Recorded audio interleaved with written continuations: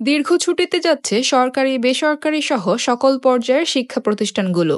পবিত্র রমজান, ঈদ উল ফিতর সহ বেশ কয়েকটি ছুটি মিলিয়ে অন্তত টানা 40 দিন বন্ধ থাকবে শিক্ষা প্রতিষ্ঠানগুলো। আজ রবিবার থেকে এই ছুটি শুরু হয়েছে। আগামী 8 এপ্রিল খুলবে শিক্ষা প্রতিষ্ঠানগুলো।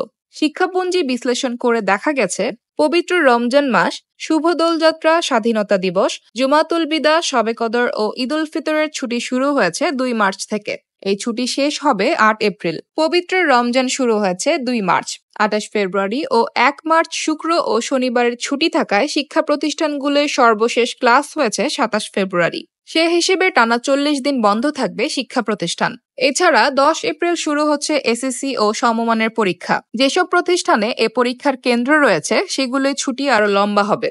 ছুটির ঘোষণা দিয়ে রাজধানীর বিভিন্ন শিক্ষা প্রতিষ্ঠানে ইতোমধ্যে ছুটির নোটিশ টাঙানো হয়েছে।